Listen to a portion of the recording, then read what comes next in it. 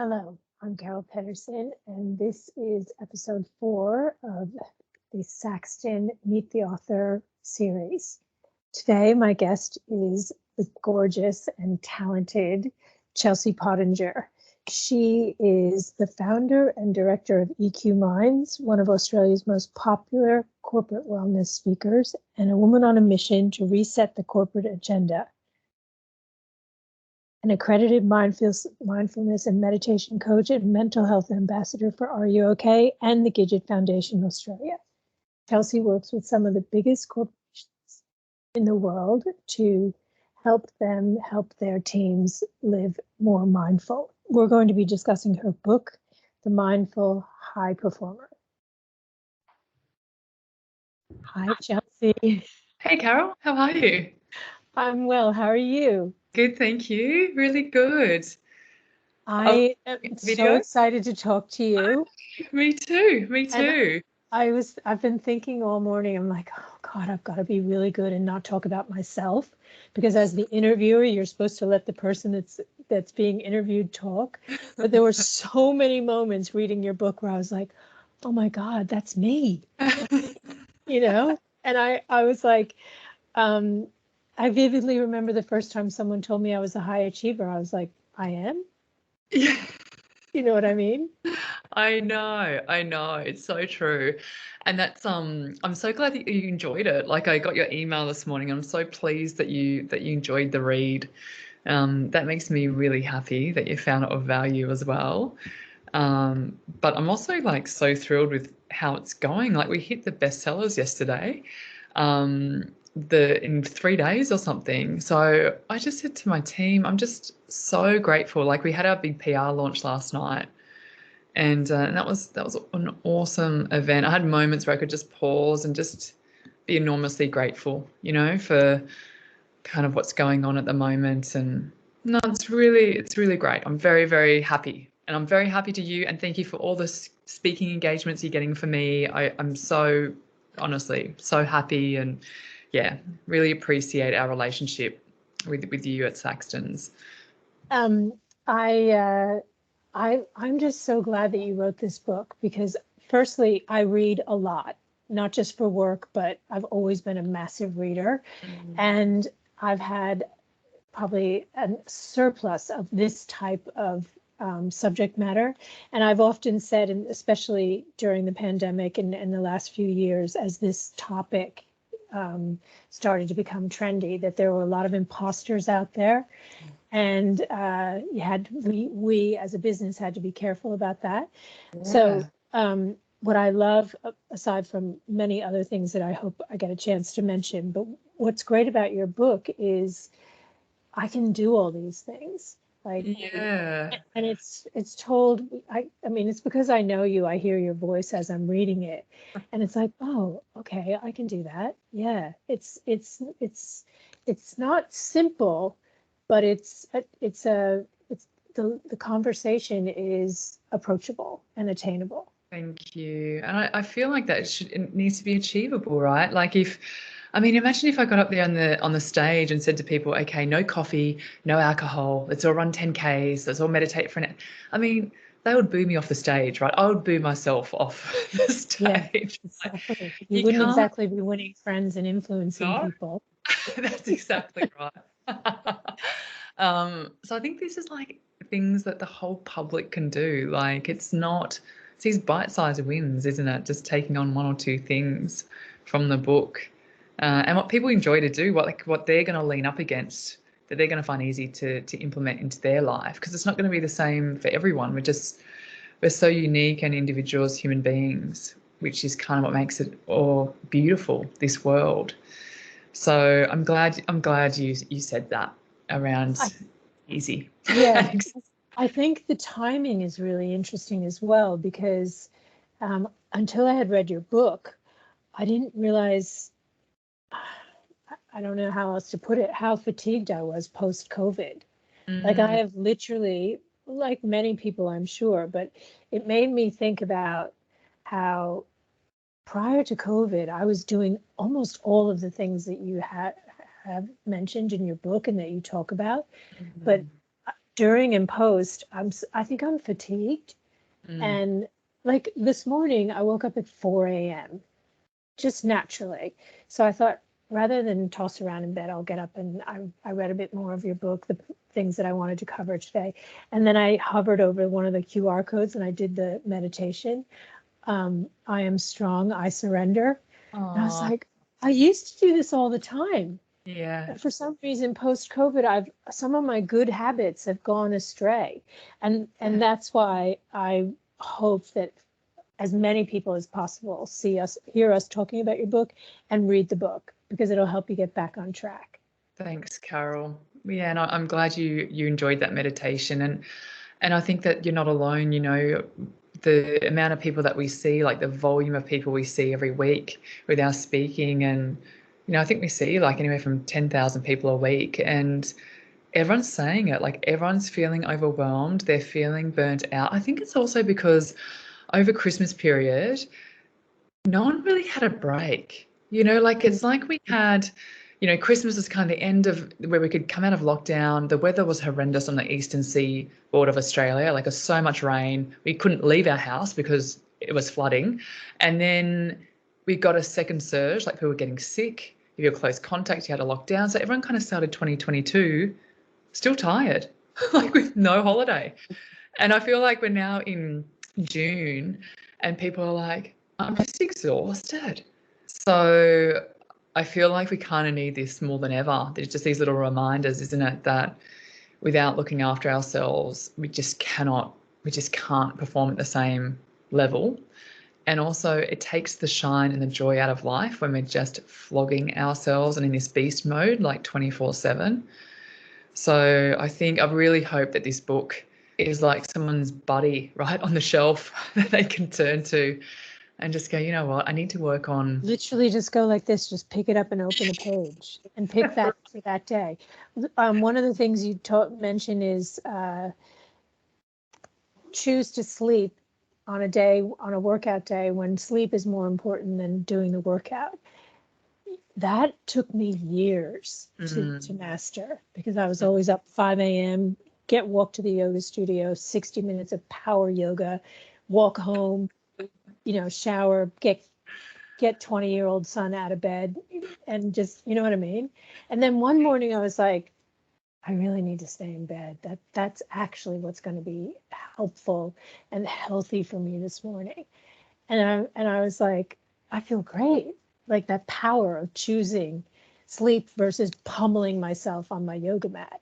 Yeah. Oh my gosh, we are so the same person. Like, before obviously going through my mental illness with postnatal depression in 2015, I used to like literally run to yoga to decompress. I wouldn't stay around for Shavasana because I'm like, who has time for that? Like, I don't have time for Shavasana. I got stuff to do, right? Get a coffee on the way out, run to work, 12-hour days, rinse and repeat the next day. Wow. Like I thought I was functioning at this high level, but looking at what I now know and the way that I function these days, I'm a lot more productive and I'm a lot more present in living this life rather than on this, this hamster wheel that it's forever going around. So I think that's a real moment, isn't it? Like when you're empowered to go, you know what, my body needs rest. Like when you're dialed in, it's quite a cooling. Yeah, exactly. I think you're frozen. Can you still hear me? I've got you back again. Yeah.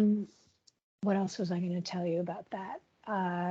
Even in your work as well. It's like I manage my day now. When I get to the end of the day, it's like, okay, I choose one more person that I'm going to call just before I leave my desk, and then and it's like sometimes it's a person that I don't necessarily am that excited about talking to, but I just think, okay, make one more phone call, and I start my day by I call it triaging, Chelsea, but I come to work and I'm like, all right, which one of my clients and or speakers or possibly even colleague, rarely, am I in strife with? Where's the tension?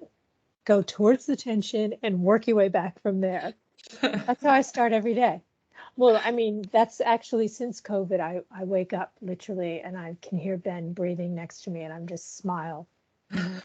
This is great.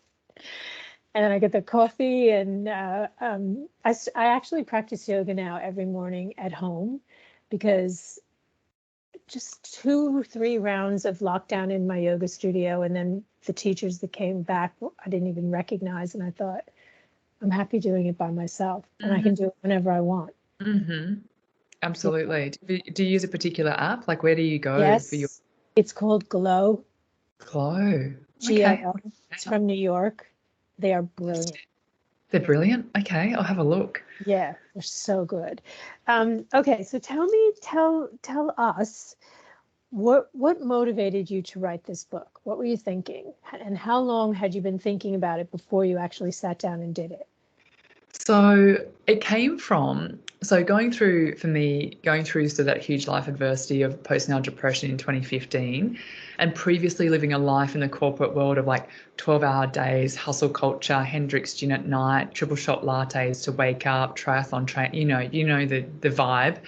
And then going through such an intense adversity of postnatal, so severe, in fact, that I ended up in the psychiatric hospital fighting for my life. I was so clinically unwell.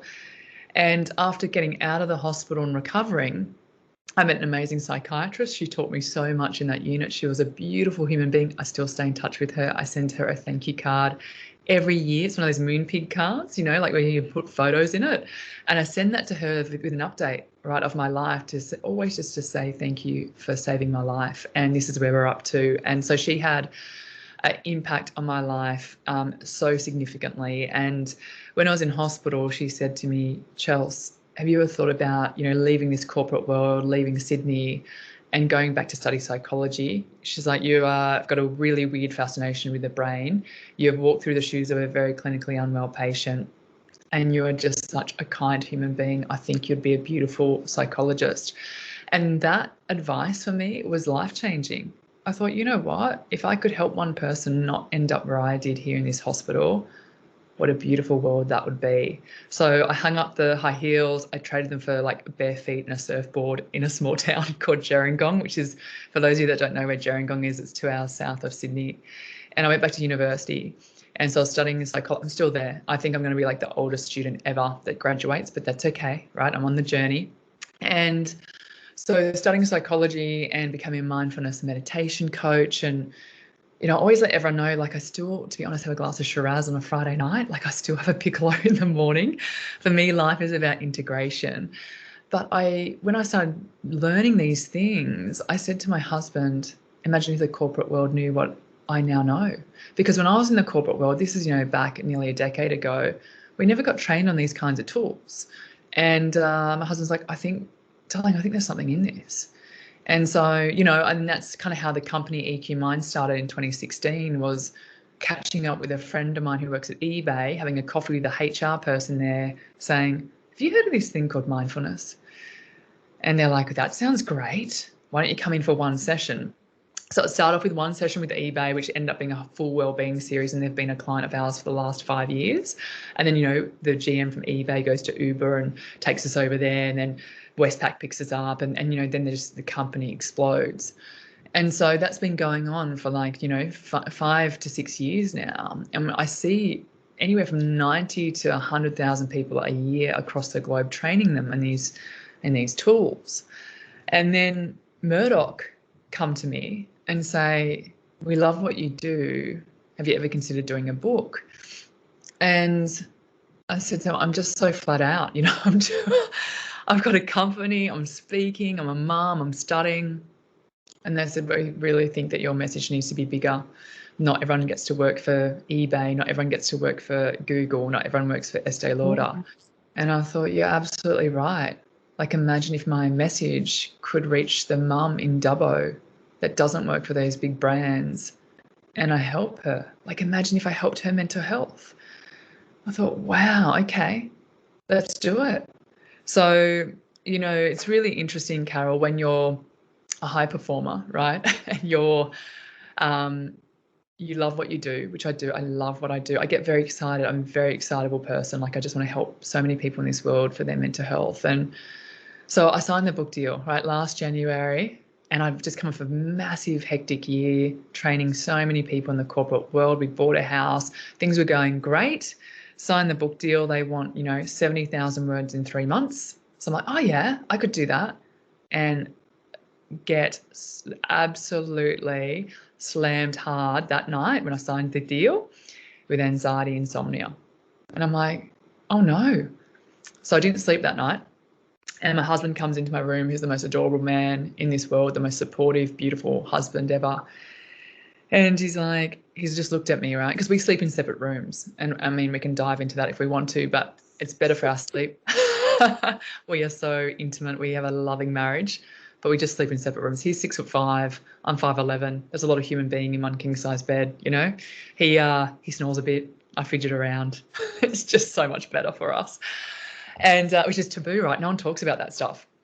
And but that's a big part of my message, really, is that whole vulnerability piece and being really authentic, because I think as human beings we need to do that to connect. Anyway, so he comes into the room and he's like, oh my gosh, babe, what is going on? And I said, honey, I am. And I was crying. And I'm like, I am spiraling into an epic relapse. I can feel it. Because I know my signs and symptoms so well these days, Carol.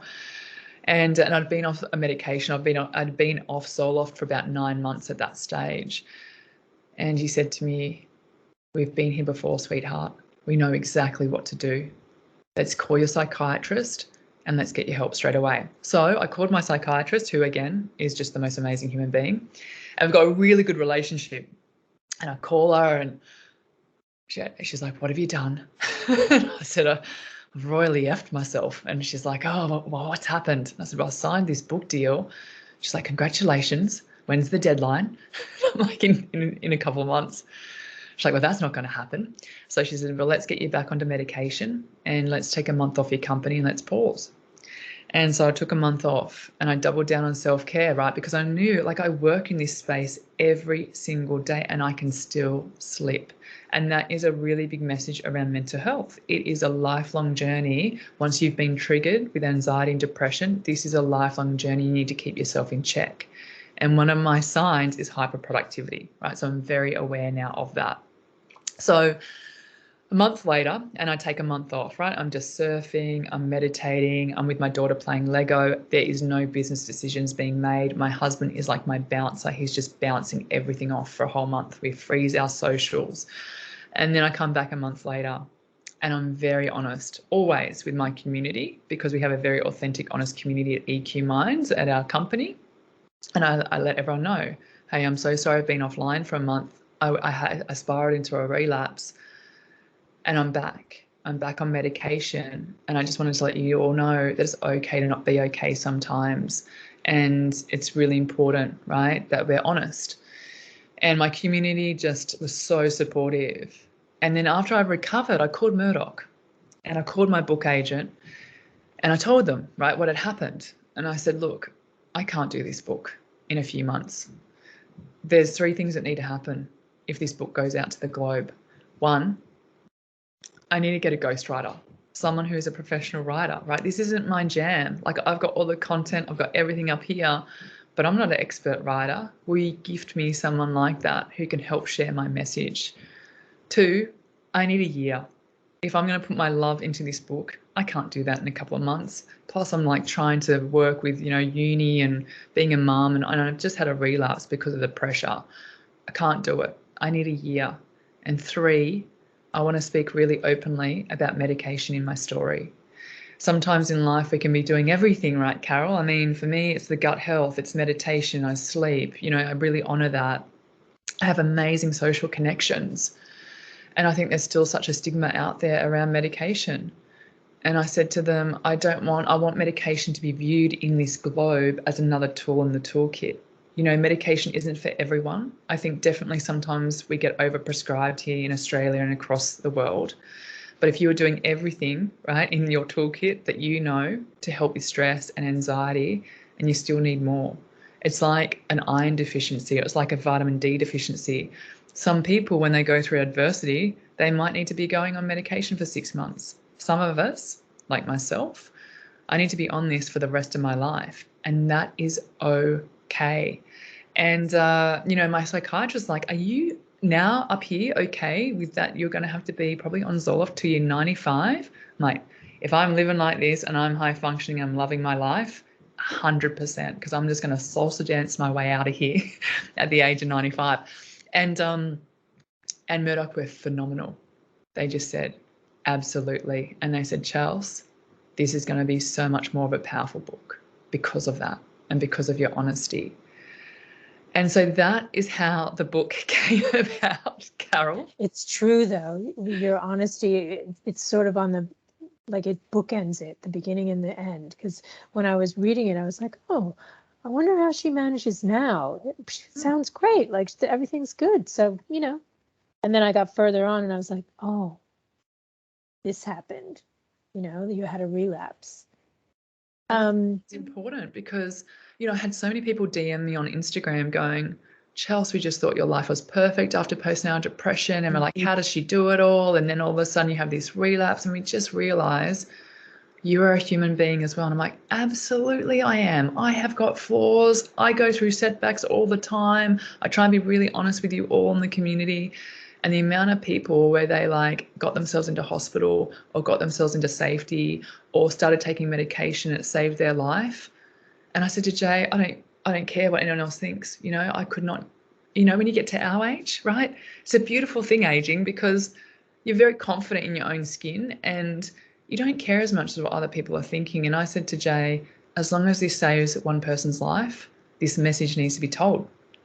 And, and the support that you get from that is it's just amazing, right? Because, gosh, we've all got a bit of a bag of shit that we're all carrying. I think that your honesty around postnatal depression is so important. I mean, my kids are in their 20s now. So I have 3, 28, 27, and 23. And I know when I had a 23-year-old that I know I had postnatal depression, but I did nothing about it. And I didn't have I was functioning, but I had insomnia. I just literally could not sleep. And people are like, oh yeah, everyone has sleep. No, I'm like, no. This is where you just can't go to sleep. Or if you do, you're afraid because you're like, I might fall off asleep, but then I'm going to wake up. So I did have acupuncture, and literally I had the baby with me. It was wintertime in Sydney in a very warm room and darkened eye patches on. She put needles all over me and taught me how to fall asleep again. Amazing. And I love that. And I am so liberal, as you know, in that book, with my thinking process. Like I say to people, always N equals 1, right? You're the best subject matter in science. If acupuncture is working for you, you keep doing that. And sometimes at university, they get very black and white, and there's, they don't have much room for alternate, pathways for treatment. And I'm like, hang on a second.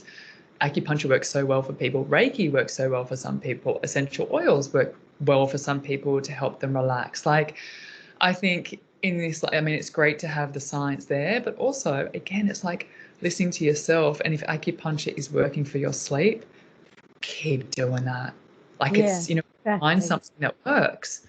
And yeah. So I don't know how to say this without offending you, but Nothing offends me these days, Carol, honestly. You can say anything. Truly, can you see this? This is your book I'm holding up. Yes. And you look at you and you're like, oh my God, she's gorgeous. And clearly the husband is cool. That comes across very clear. And I'm sure that there are women who have been like, really? What is it that you have to worry about? Look at you. You're stunningly beautiful. You live in the south coast of Australia. You've got a beautiful husband, a gorgeous family. I'm sure that happens to you, correct? Well, I don't hear about it. I would never hear people saying that to me or to Jay. And to be honest, we're country kids, right? I grew up in Albury. Jay grew up down the south coast. And we are just really genuinely we're just, I don't know. I feel like, growing up, and I completely take the piss out of myself on the stage. I've got photos of me up when I, you know, did the Gwyneth Paltrow haircut, and like, could I rock it? No, I couldn't. Like, you should see this, you know, short hair, braces, and we've all had those phases, which I always think, you know, that's where the personality, those kind of years are built. But also I feel like people who judge you from the way that you look on the shell, then that's a little bit on them, you know, in terms of like, Yeah. it's all about the heart, right? Like, if they spoke to me or they saw me down the street, you know, like, we're the first people to big smile and to say good day. And, you know, like, so I think that I don't hear it, you know, I just don't hear that noise about that. And I think, you know, one person did say to me, I remember when I had postnatal depression, you know, oh, you're living, at the time we were living in Sydney, and they said, oh, well, you live in the eastern suburbs and you've got a great husband and, you know, and a perfectly healthy baby. What do you have to be depressed about? And I literally nearly took my shoe off and hit them in the face. I'm like, it's not about, it's not about that. Like, and unfortunately for people who haven't experienced it, like mental illness, it's very hard, right, to see it through the lens of a very clinically unwell patient. It really is. It's really hard to understand that. And it's a chemical imbalance, right? It's, you can have everything in this world. Like, look at Kate Spade, you know, and that's just a heartbreaking story. And no one knew of the demons that she was battling every day inside of her mind. And so I hope the book normalizes that. Like, we try and bring our self-deprecating humor into that book, to relate, to be really relatable to a lot of the people out there. Because, you know, where I grew up, in a low socioeconomic area of Albury, where we drove a Datsun that would leak when it would rain, and we have to pull the plugs out, right, so the rain could come through the car and hit the ground. And I'd say to Mum, please don't drive the Datsun in front of the, you know, the Albury High School. It's so embarrassing. And she would just rev the car up and kick me out of the car and, bye, Dal, have a good that, you know, that's it doesn't, you know, where you start, it's like, I really hope the book reminds people that through hard work and through effort, you can make some significant changes in our life, and to always be humble about that. You know, like, I feel like it's always those grateful moments. And I'm, as I was saying to you before, Carol, I'm just endlessly grateful to the universe, because it kind of just keeps working for us in a way. And I think because the intention is right, because I feel like our whole mission at our company, EQ Minds, is to really empower and educate people to take care of their mental health, so they never end up where I did. And I think because the intent is right, and with the book as well, like, the book's going gangbusters, but it doesn't, to me, that doesn't matter in terms of how much it sells. What matters to me is if that book reaches that person who's suffering postnatal in a hospital somewhere, and it gives them hope that they too can recover, that is what the book is about. And I feel like when your intent is right, the universe just kind of honors that. So true. And I think I like the title, The Mindful High Performer, because it's not easy for people that are relentlessly driven and focused to actually pause and step back and say, is this, as you quoted Dr. Lucy Hone, is this helpful or harmful? And what a great question, to combination of words. It's like, I ask myself that a lot. Are you helping yourself here? Do you really need to go out and be in a place, be it some gathering that you don't even want to be? Wouldn't you rather be home in your pajamas reading? Yes. And it gives, and as you mentioned earlier, it's like getting older, you make different choices, because you just, you get your confidence of knowing what nurtures you and what depletes you. And you're just like, that you also give it, which is fantastic. And we can always practice this, ways to say thanks, but no thanks. I know. I'm like the no guru these days. But Yeah. I agree with you. If more people read this, then more people will feel that they have options, that they're not alone, that it's right there. Just reach out, pick up the phone, and ask for help. And if you can do that, and if you, as with your business and your community and this book, have achieved that, like, that would be amazing. And I know it already has impacted me, because I'm cruising along thinking I'm doing well. I'm practicing yoga every day. I drink tons of water. I walk everywhere. But it was something about that meditation that made me realize I used to do this a lot more pre-COVID. What happened? Why did I stop meditating? I Yeah. don't. I always like to finish the conversation by reading something from the book, if Okay. that's okay with you. Absolutely. So, okay. So being a true high performer means being able to look at each area of your life and then mindfully observing how they are impacting one another. If your relationship is suffering, your work might suffer. If your work is suffering, chances are there's a bit of passive aggressiveness happening around the dining table. Everything is connected, which is why taking a holistic approach to your mental health is so impactful. Even though it may try to tell you otherwise, your mind is yours. Be bigger than your self-doubt, be better than your vices, and be braver than you think you can be. Most importantly, trust everything is going to be okay, because not only do you have the information and the tools to achieve a sustainable high performance mindset, but you also have the support of me and the entire team at EQ Minds. If you ever feel lost, come back to these pages.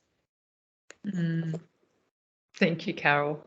That's such a Thank beautiful place you. to end here. And I feel very grateful to you and the team at Saxton's, because with you in our team too, like, you are helping us turn this volume up on mental health, like, across the globe. And I mean, that's just a feel good, right? Like, I just think, imagine if we just help each other. Like, people take these tools, they help the people that they love, and just we see this transformation across our globe, you know, one tool, almost like one breath at a time. You just see what a beautiful globe that would look like, Kay. Thanks, Chelsea. Thank you, Carol. Have a great weekend. Yeah, likewise. Likewise. Thanks so much for having me on today. See you soon. See you soon. Bye.